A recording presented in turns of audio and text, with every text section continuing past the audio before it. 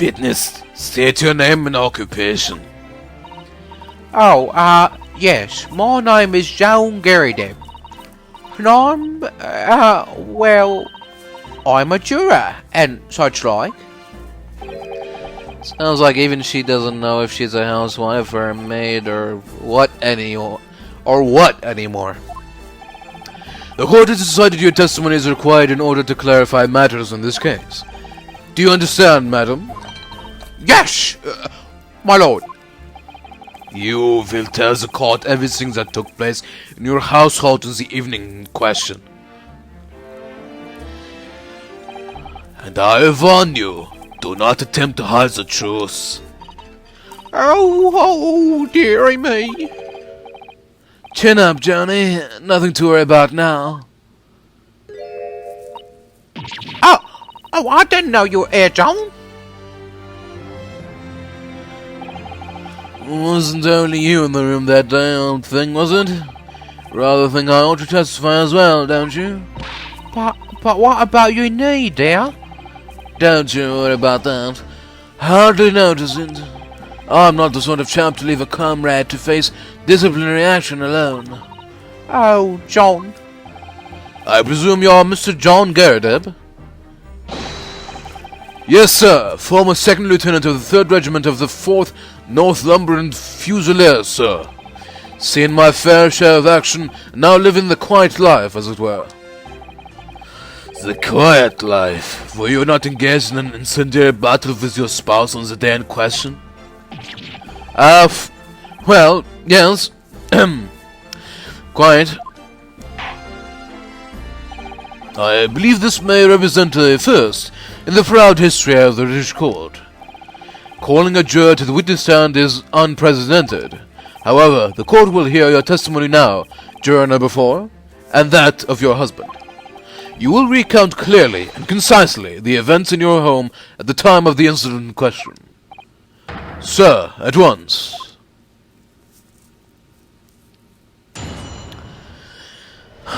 Alright then.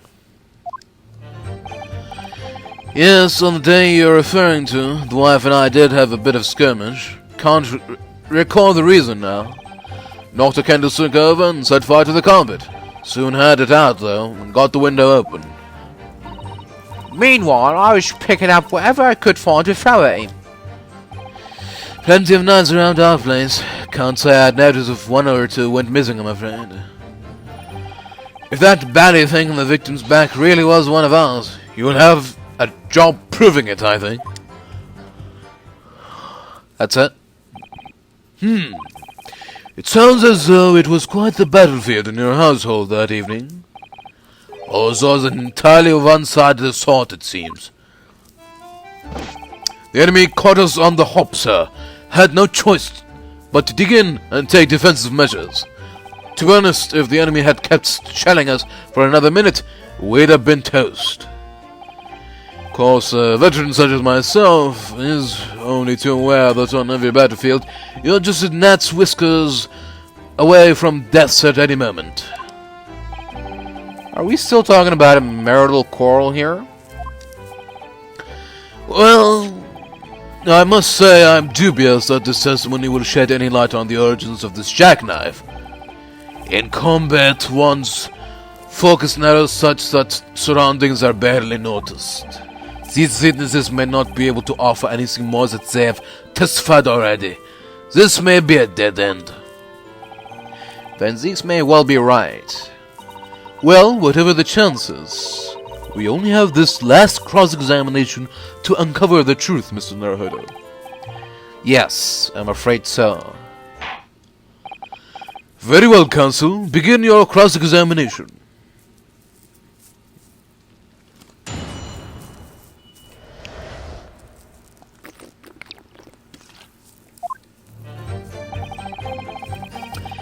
Yes, on the day you're referring to, the wife and I did have a bit of skirmish. Can't recall the reason now. I can remind you. The reason is what you told us yesterday, I believe. Yes, that is right. If I remember correctly, it all started because of a note that was tucked into the pages of a book belonging to Mr. Garrideb. A rather passionate note, in fact. But Mrs. Garrett found the note, discovering her husband's little secret. And she gave him a mighty number of slaps across the face for it, too. What a sordid state of affairs. Hell on earth. I say, when a chap says he can't recall such things, it's common decency not to drag it all up. And besides, half of it was wide of the mark anyway. A likely story. These waters run very deep. And what transpired next after these multiple blows to the face? Knocked the candlestick over and set fire to the carpet. Soon had it out though, and got the window open. And the fire also spread to some items of furniture, didn't it? The bookcase, my armchair, anything of mine really. Just so happens there was some bathwater around that evening, so I sloshed that about to put it out. A most precarious situation you put yourself in. Ours is a three-story town house on the west side of the street, where the water main isn't connected yet. Have to draw water from a public water pump, but during the day if you need any, you see. The lodgers are always moaning that they can't get any water at night. Although that little mustard Japanese man buys water in bottles, I believe. The defendant, Mr. Natsumi, you mean? Yes, he receives a stipend for his studies, you know, from his own country. Can you imagine being able to brew a pot of tea at all hours? He's obviously very well off. Have you actually seen the state of the man? I believe he uses all of his income to buy books. Well, anyway, the point is, I was able to douse the fire with water, fortunately enough. Meanwhile, I was picking up whatever I could find to throw at him. Even though the room was on fire? As far as I was concerned at the time, it was more important to extinguish my anger than the flames. When a woman wants to throw, she must throw. That is most certainly not true of a Susato takedown, Mr. Naruhodo. How did she know I was thinking that? So, please cast your mind back and try to remember. Was a knife among the items that you threw at your husband that day? In all honesty, I don't recall. But I feel I must point out that I'm no monster.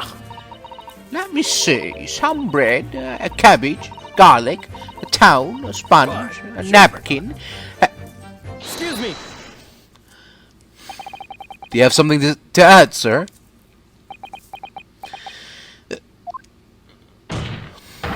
Mr. Garrett. Eh? Don't shoot! Oh, sorry. I beg your pardon. Did your wife's remark just now bring something to mind? Nothing of any significance, no. Just that the barrage of projectiles the old thing launched in my direction was so much more solid than she implies. Books, bricks, and the fire poker, I seem to recall. Ouch. And the woman's aim is uncanny. She landed a direct hit with every bah! Good grief, woman, we're not at home now. This is a court of law. Oh, dearie me. Ever so sorry, dear. What's she even doing with a teapot in here? Honestly, John, I would never have thrown such things at you. Obviously. Well, take a look at this then. How do you suppose that happened, Your pipe, sir? I had this thing in my hand as usual at the time of the onslaught. Knocked it clean out with one of her soft projectiles, she did. Yes. And when I went to pick the thing up, it was broken in two. I'd like to see a sponge do that sort of damage. I see. Your pipe was broken. It would never have been sent flying unless it was hit by something pretty solid. Anyway, I've managed to bandage the thing up for now. You're one to exaggerate, aren't you, dear? I wonder what we should make of this account. Sure, why not? The defense believes Mr. Garredeb's remarks just now to be of great significance. Objection! Oh. This four veteran's words only tell us one thing. Betray a fiery wife, and pipes as well as hearts may be broken. Sentimental wisdom perhaps, but hardly worthy of adding to the formal testimony. Indeed, common sense one might say. Might one? In that case, would you at least permit her to examine the pipe, sir? Well, I don't see why not. Oh, dearie me, there you go again, trying to ingratiate yourself with a young lady. Very well, the court will accept the gentleman's pipe as evidence. I hope I didn't speak out of turn, Mr. Naruhodo. I was just feeling rather disappointed for you that your request was turned down. Oh, no, it's fine. Thanks to Sada-san, we have some new evidence to work with. We should examine it carefully. Well, thank you for that rebuttal, Mr. Garredeb. Now, if we could return to the crux of the matter. What can you tell the court about the knife used to attack the victim? Plenty of knives around our place. Can't say I'd noticed if one or two went missing, I'm afraid. Sorry? Would you care to elaborate? Nothing to say, really. Rather partial to a sport of carving, you see. Pipes and whatnot. Fishing tackle. You know, that sort of thing. It's a passion we both share. I like to carve little wooden trinkets too. And then there's my leather work. Sorry to say, we're always losing knives about the place. And we have dozens of the things. They sell them at a market sometimes. 20 for the price of 19. Needless to say, I snap 'em up. John prefers to use 2 knives at meal times, Sue, instead of a knife and fork. No, Joan, we don't want people thinking I'm sort of savage! Here we go again with the scaldings. Why are they being so evasive? I imagine it's because they don't want to believe it. They can't bear the thought that it might have been one of their knives that injured the victim.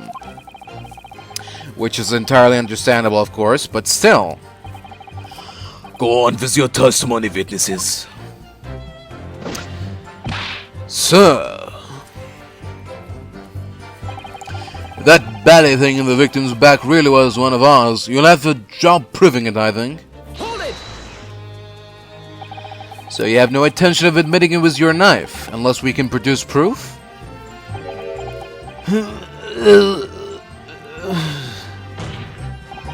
Even though there's no other credible possibility if Mr. Natsume is innocent? Objection! You forget, my Japanese friend, that it has yet to be established that the accused is not responsible for the attack. As if I could forget. If only there was some way to know who had handled the knife. But I suppose wizardry like that is just a dream. Perhaps you're thinking of fingerprinting, Mr. Naruhodo? What? You mean it's not a dream? That sort of wizardry really exists? Whenever people touch anything, they leave behind a unique pattern from their skin, or so they say. But I can't see anything. There are already countries in the world where these so-called fingerprints can be used as evidence. Lord Shanghai is discussing the matter at the Ministry of Justice. Yes, I believe we are rapidly approaching an era of scientific methods of investigation. But for now, we shall have to find an alternative method of proving our assertion. That this knife found in the victim's back was originally at Mr. and Mrs. Garredeb's house. Oh, if only I could transplant this whole incident to several years in the future. That's the extent of their testimony, is it? What do you think, Mr. Naruhodo? Well, I think we've heard all this before, to be honest. I can't say I'm particularly confident that we'll be able to prove anything new from this testimony. But in this cross-examination, it's absolutely essential that we establish how this knife came to be at the scene of the incident. Yes, I know. I'm sure both of them must be feeling very worried. Worried that it was in fact a knife belonging to one of them that caused the victim's injury. If we could find even a tiny shred of evidence to support that theory, it would clinch this trial for us. It would explain everything. Yes, it would. So for Saseki-san's sake, we must find that last crucial piece of evidence. Well, it's gotta be the pipe.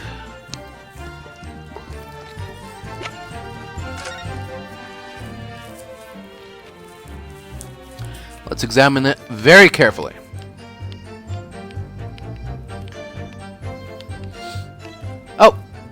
Oh, you've gotta be kidding me.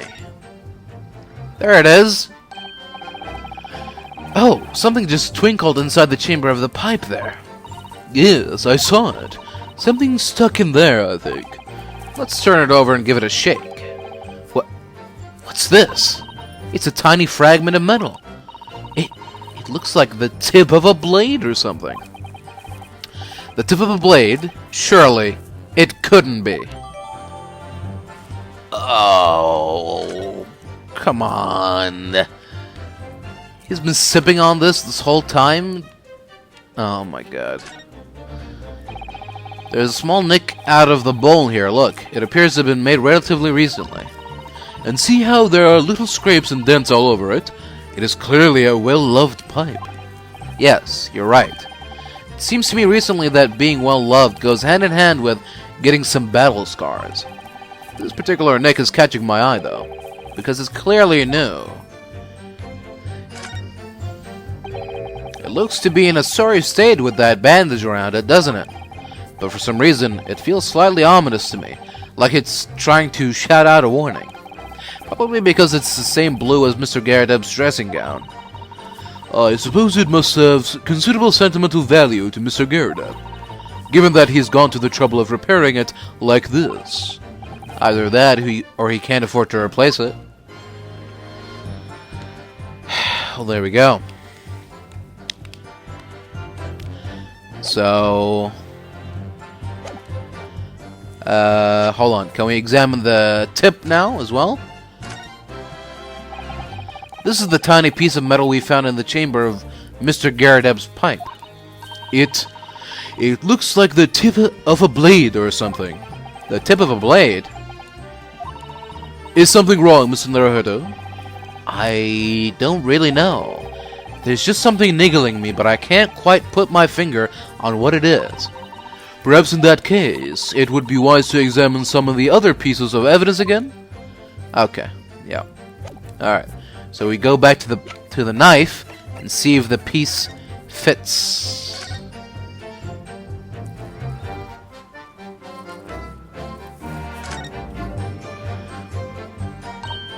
Oh, look here, Mr. Naruhodo, just at the tip.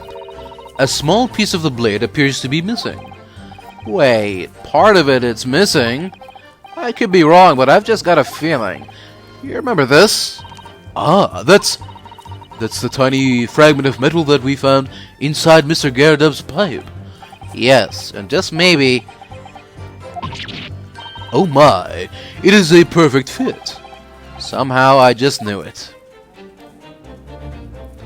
Alright, so...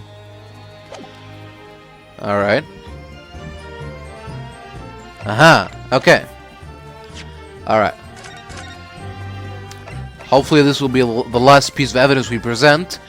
But just in case it isn't, and just in case I do something wrong, I'm gonna save. There we go. You want proof? Here's your proof. Objection. The witness's last name is clearly at odds with the piece of... Oh, come on. Hold on. I'm sorry, Counsel, but I failed to see the connection. Oh, come on. Fine, okay. It has to specifically be the tip. Whatever. Alright. It says right there in the description. It says a piece of it is found inside the bowl. Okay, there we go. How about that, Mr. Garrett? Could I ask you to take a good look at this, please? You can ask, but I can't see a bally thing. You can't? You used to call me Dead-Eye Depp back in the regiment, of course, but that was some time ago now. Even when I'm trying to enjoy a large print book by the fire these days, I struggle to tell a B from a D, and a P from a Q, to be honest. Oh, he does, dearie me. Travel wearing being asked about every other letter in every other word. You must be very dizzy. What is that? A tiny scrap of metal? Yes, almost certainly from a tip of a blade. And what may appear at first to be just a tiny scrap is in fact a crucial piece of evidence. Interesting. And where did the defense come by this evidence? Oh, this? I found it inside of Mr. Garadev's pipe. My pipe, you say? By Jove, I wonder how that got there. What precisely does this fragment of metal signify, Counsel? Are you suggesting that it is in some way related to the matter of the stabbing on Briar Road? Yeah, something like that. What? When put together with another piece of evidence already in the court record, I believe this tiny fragment of metal will unravel the whole truth of the case, my lord.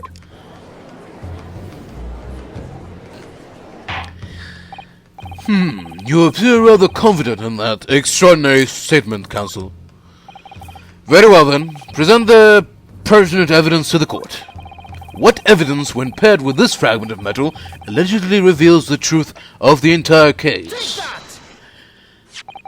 This is the knife that was found in the victim's back. If you look closely, you will see that there's a small piece at the tip of the blade that is missing. A common issue of the inferior blade sold at unsavory street markets. Criminals who use them regularly leave the tips lodged in their victims' bones. And what of this particular knife? No doubt its tip has suffered a similar fate, now languishing somewhere near the spine of the victim. Objection! No, that's not the case. The tip of this particular knife's blade is the very fragment of metal we discovered in the chamber of Mr. Garadev's pipe. Good grief! Lord Van Zeeks?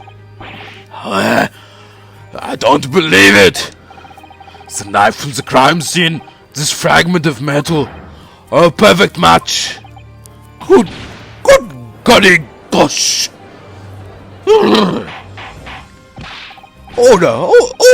Is this some sort of Eastern sorcery? This is no magic, my lord. This is a miracle. Miracle? So Van Zeeks has figured it out, has he? Counsel, explain this extraordinary coincidence at once. Yes, my lord. The crucial point we have to ask ourselves here is when did the fragment of metal find its way inside Mr. Garadev's pipe? Something that was clarified for us in the most recent witness testimony. Had this thing in my hand as usual at the time of the onslaught. Knocked it clean out with one of her soft projectiles, she did. Yes, it would have never been sent flying unless it was hit by something pretty solid.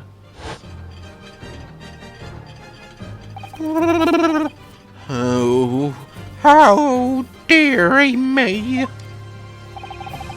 During the argument between these two that occurred just as the victim was on the pavement below, Mrs. Garadev flung this knife at her husband. However, the knife missed Mr. Garadev, instead striking the pipe in his hand at the time. Which caused the tip to break off, of course. Good lord! Yes, and that is when the tiny tip of the blade found its way inside Mr. Garadev's pipe. The chances of that are 1,000,000 to 1. And yet they still come. There's no other credible explanation for how the tip of the blade ended up in your pipe.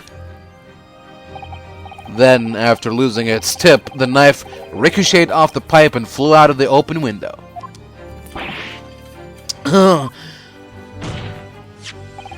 In short, this knife, which fell from the window of the Garadep's house, is the very same knife that struck the victim in the middle of the back on the street below. Oh, gosh, oh dear. Wow! Objection!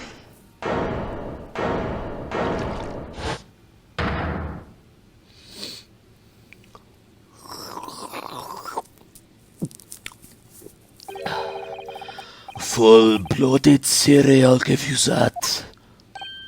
A complex bouquet of seemingly trivial points, plausibly arranged to create an almost passable vintage. Allow me to toss my learned friend's characteristically Nuppanese approach to bottling his argument. Sorry? But after all, it is just a theory. The bottle, I fear, is corked. Because you see, it's spoiled by an insurmountable inconsistency. An insurmountable... Lord Van Zieks, explain yourself. What is this inconsistency you claim to have identified? An inconsistency of the simplest nature, my lord. The victim was found with the knife planted in the middle of her back. Yes, in her... Oh. That's right, you silly little man. Now, John, old thing, why are you getting so excited about? Let's consider the basic facts of the case once more.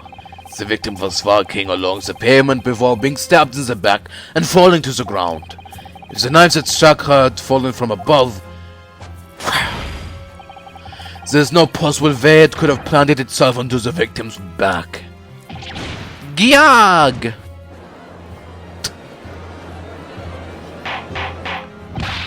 Order! Quite right, you see, that's exactly right.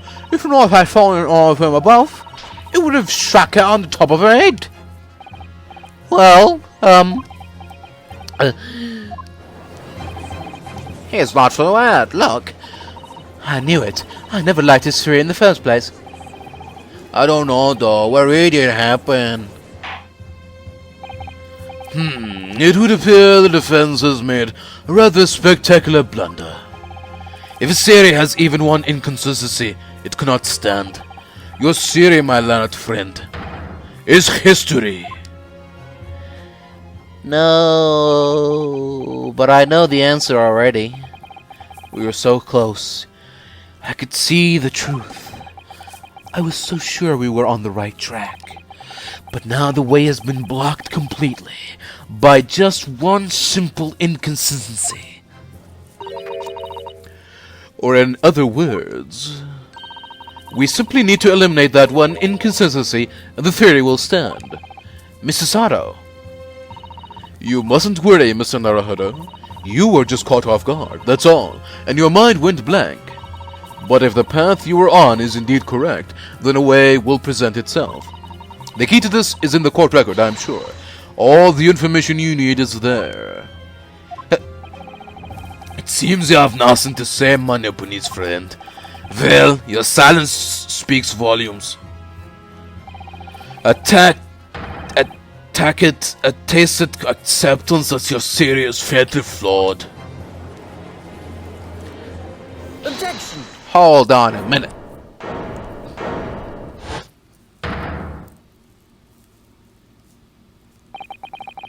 This inconsistency doesn't mean I was on the wrong track. It means that I need to sharpen my mind and dig deeper for the truth. It's a test. Yes.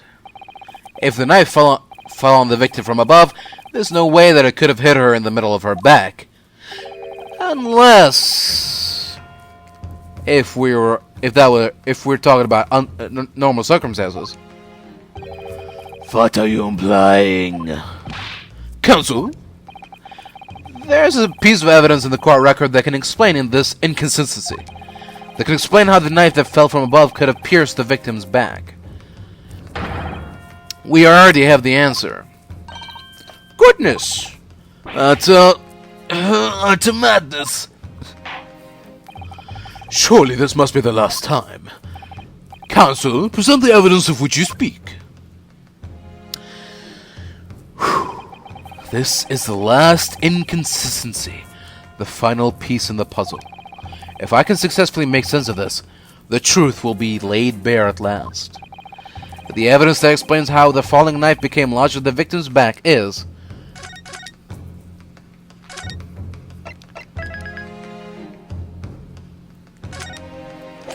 Here we go. Take that! This, the fourth book found at the scene.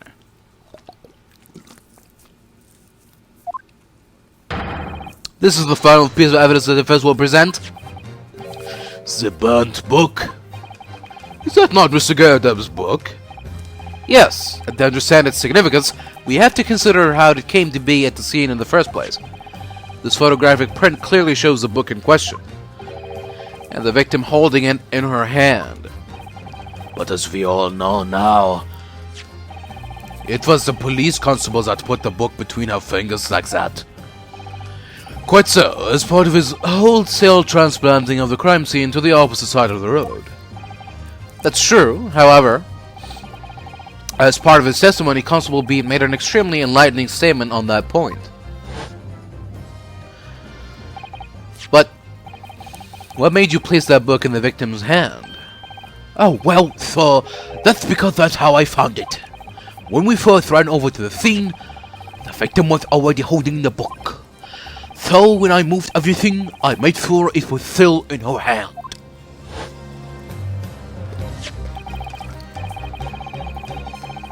In other words, the victim had already picked up the book of her own volition.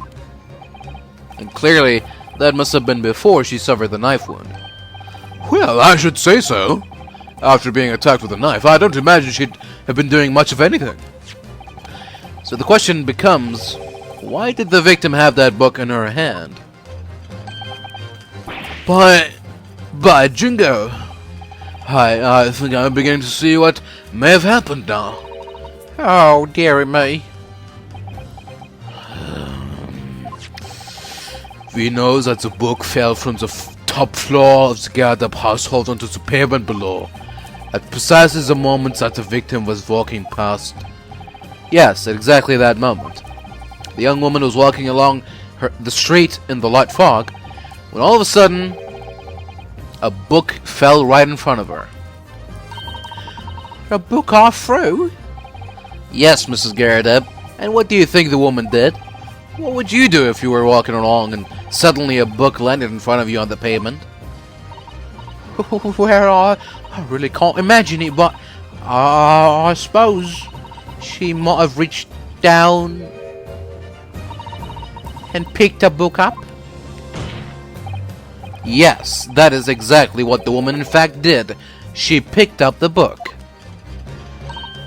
Oh, heavens! And when the woman reached down to pick the fallen book up,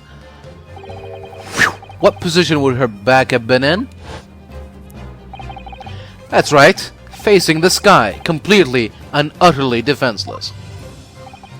Then, in the very next moment, while the woman was still bent over, picking up the book,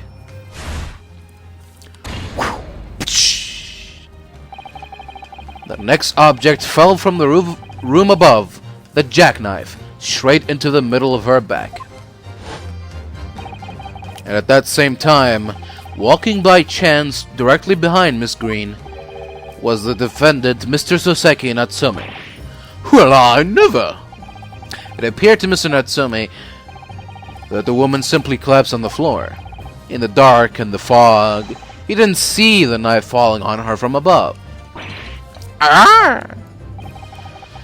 And from the other direction, the constable and his wife saw no one but the victim and her apparent attacker. So there never was a real culprit to run from the scene in the first place. No, this was nothing more than a series of unlikely events that culminated in an unfortunate accident. And that is the real truth behind this case.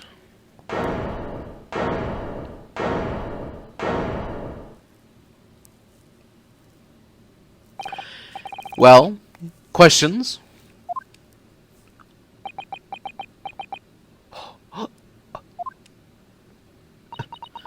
The very first time you shot me that knife, I had my suspicions.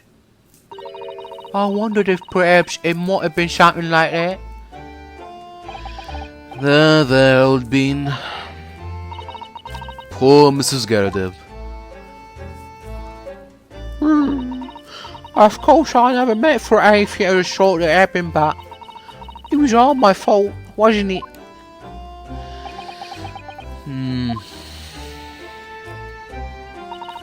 I'll take full responsibility.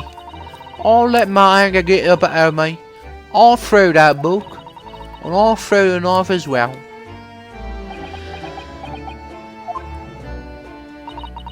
John, dear. It's alright, I know. I'm ever so sorry. Truly, I'm sorry.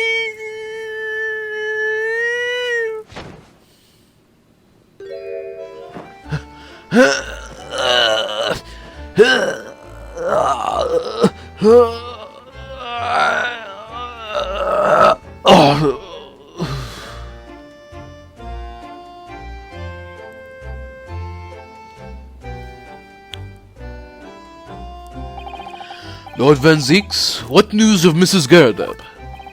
She's been taken to the infirmary. It would appear that today's event had left her in an especially flustered state. However, I believe she will recover in due course. There is no cause for concern. Yes, unbeknownst to themselves, they caused what could easily have been a terrible tragedy. They shall have to prepare themselves for the consequences of their actions. There is some good news, however, my lord. I have just had word from the hospital where the victim is being treated. Her condition is improving steadily. The doctor believes she will regain consciousness soon.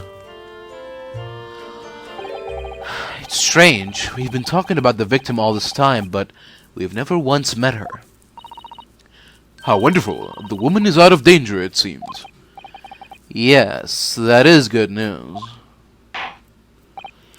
So, Mr. Suzuki Natsumi?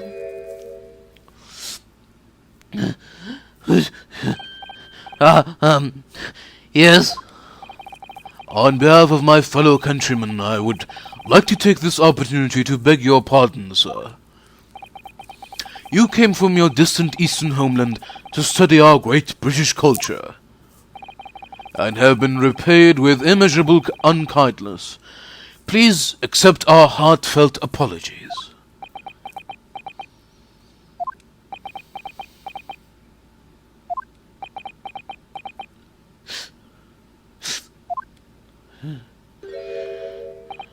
No, it is me who should be begging your pardon.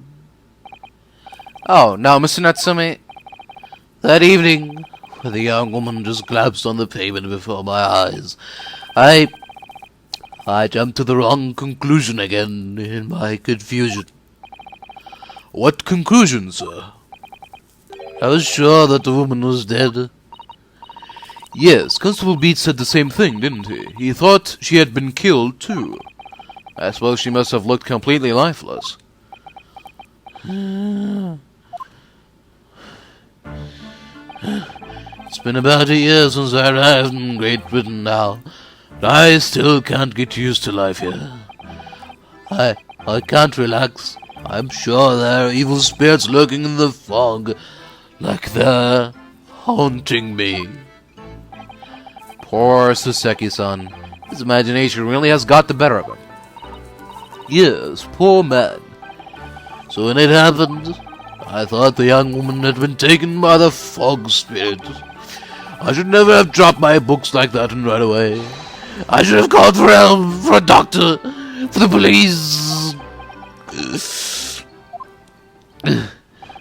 Instead, I've managed to create a rift in the relationship of trust between our two empires. And for that, I'm truly sorry.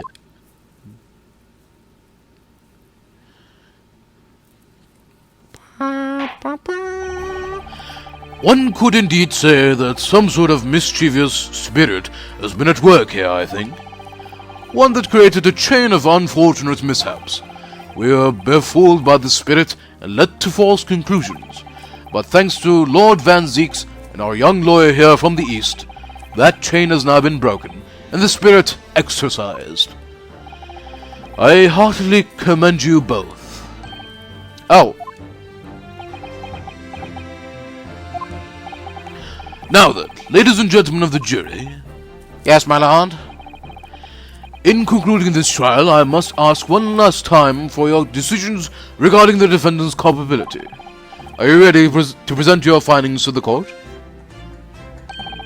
As the foreman of this jury, I can assure you we've reached a fair and just conclusion. I do declare that truth can be extremely cruel at times. Well, I didn't suspect the woman next to me, that's for sure.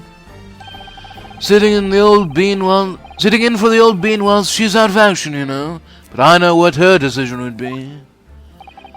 Does this mean I'll finally be able to get out of here and start work? Well, it's about time.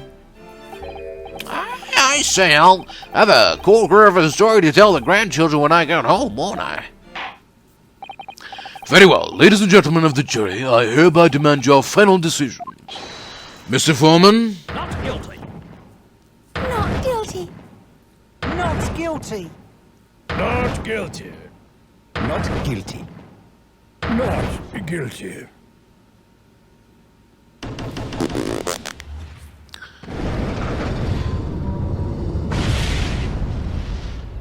Wait. Very well, Mr. Suzuki Natsume, I hereby pronounce you not guilty.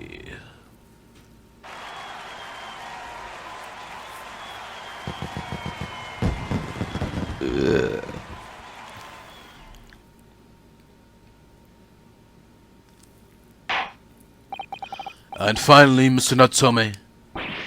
Oh, yes, Lord, sir. You are now a free man once more. It is my hope that you will continue to further your education in British culture. And may you never again be brought before me. Oh, yes, sir. Of course. On my life, I swear I'll never set foot in a courtroom again. I'm transported to tears. Thank you, counsels. Court is adjourned.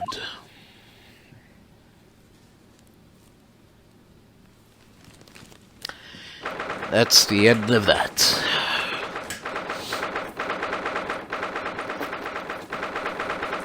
There seems to be a theme in these cases.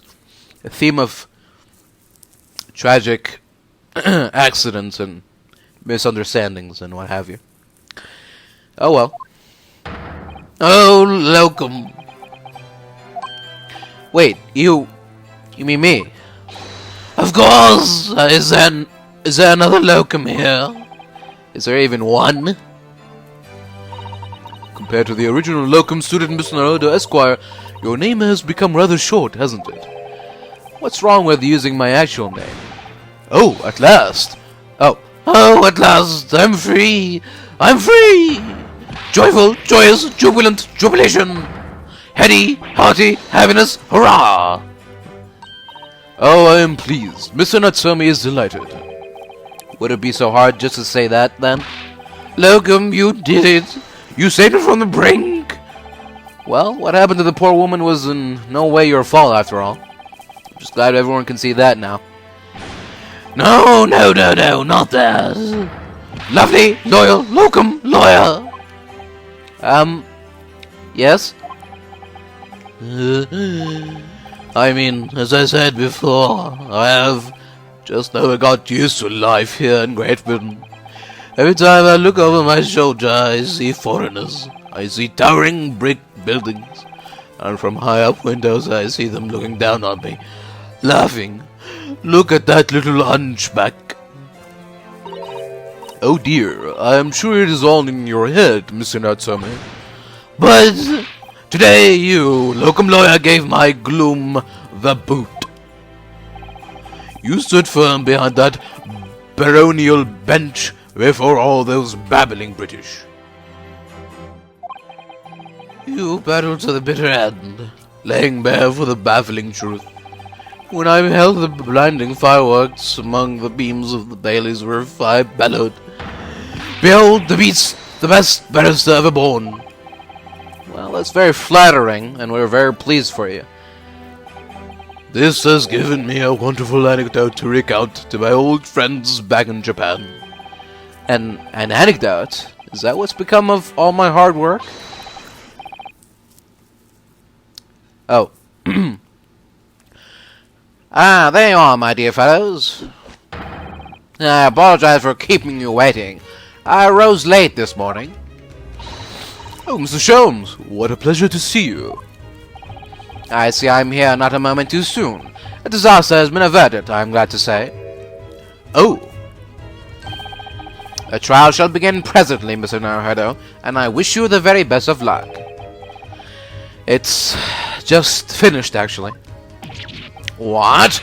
No. Then what? My haste was in vain? It's you, Herlock Sholmes. Oh, have we met, sir? this is Mr. Natsume, the man you had arrested, Mr. Sholmes. Ah, I see. I failed to recognize you at first. Our previous encounters have taken place in the gloom, either of your bleak lodgings or that prison cell. I simply couldn't place that curious face in the light. Charming. This is all your fault, Herlock Sholmes. You're the reason I had to go through this terrible ordeal. I'm going to give you a piece of my mind. My apologies, sir, but I assure you, I have pleased you now. You're the fellow who abandoned that poor young lady and ran off, are you not? Huh? Had she been taken to hospital more urgently, I fear perhaps she would have regained consciousness by now. Oh. But it was unavoidable, I am sure. We are but human after all. Anyone would have been shaken by such an experience.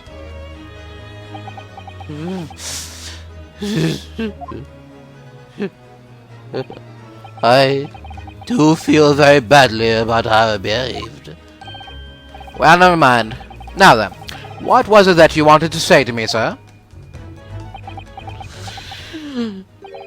Nothing. Ah, priceless. Oh, I'm sorry, but really, but that was quite priceless.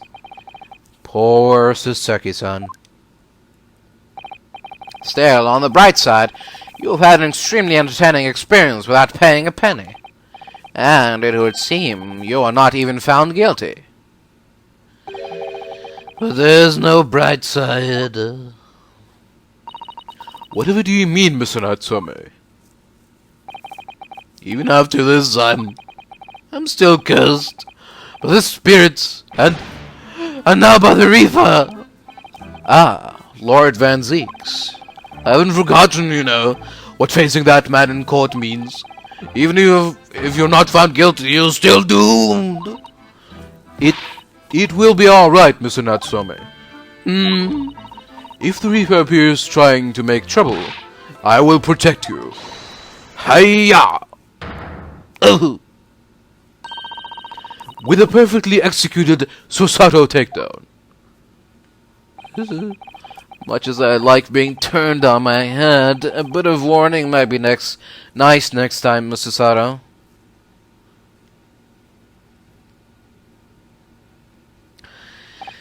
So, Mr. Natsume, what do you intend to do now? You mentioned something about recounting your experiences to your friends back in Japan?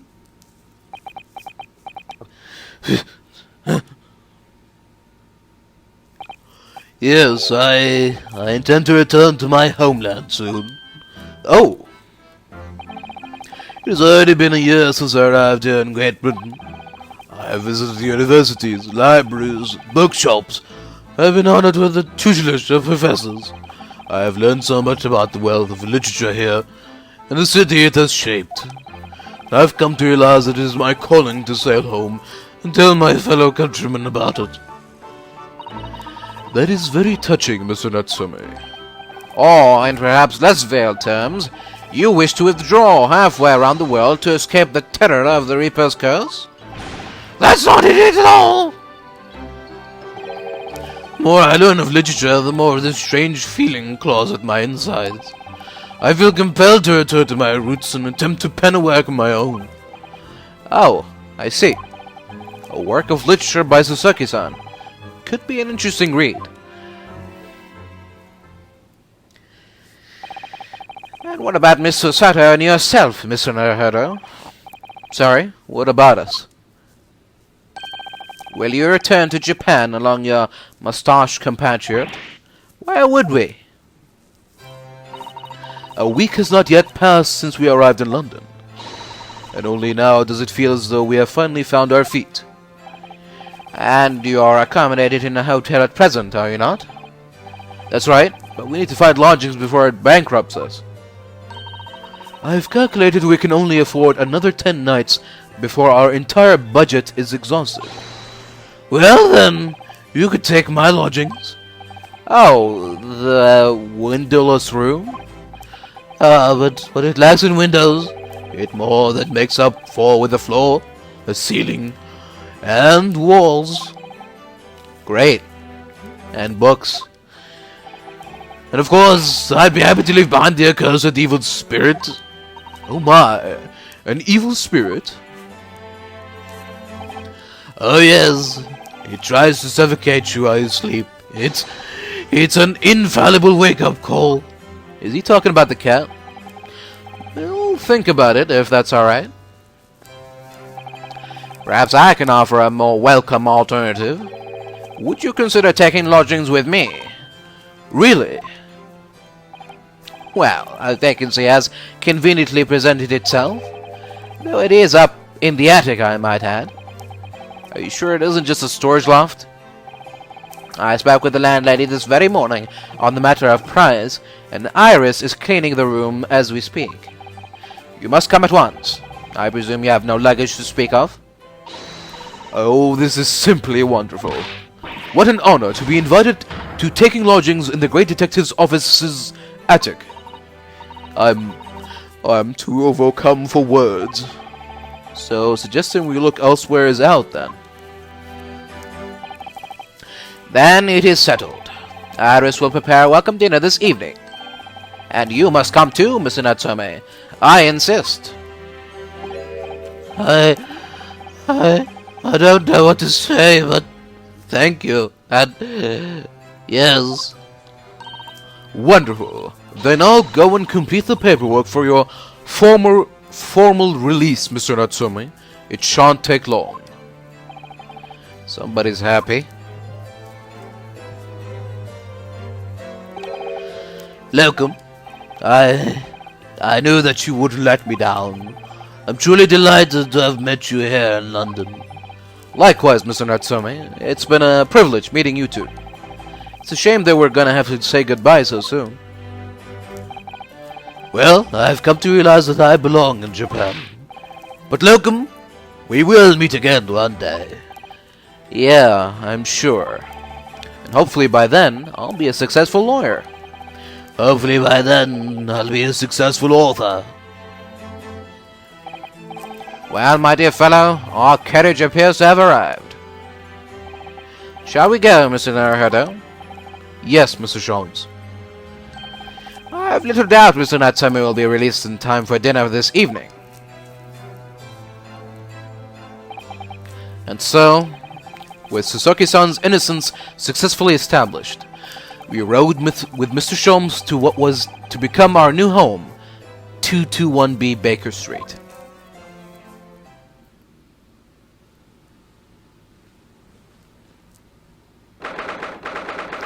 February 20th, 4:41 p.m., the attic room.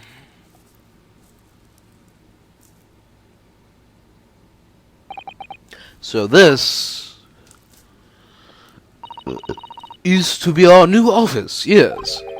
Our office. I rather like the sound of that.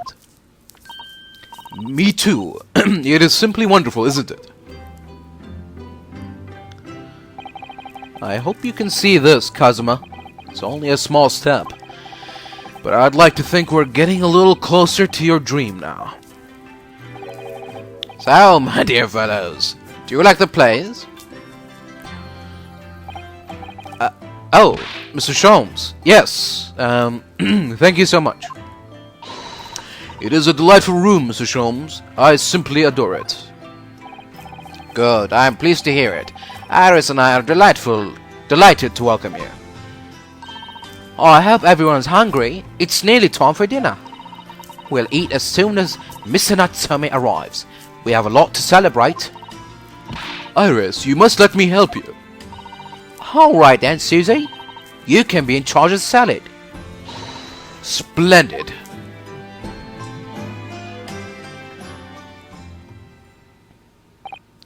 So, Mr. Naruhodo, how does it feel to have your own office in the capital?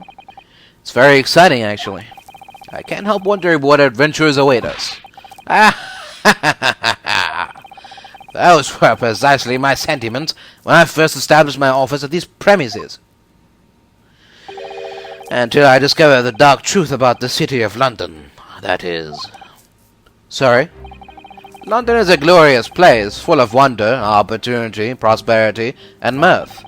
But the brightest of lights cast the darkest of shadows. Shadows? What do you mean? Well, I believe you're well aware of the mechanism that lies behind London's facade already. So once again, Mr. Naruhodo, welcome to London. Okay. Of course, at the time, I had no idea of the significance of those words Mr. Sholmes so casually spoke. But it wasn't long before my turn came to lift the facade and see the true depth of the murk that lay behind it. The end. For now.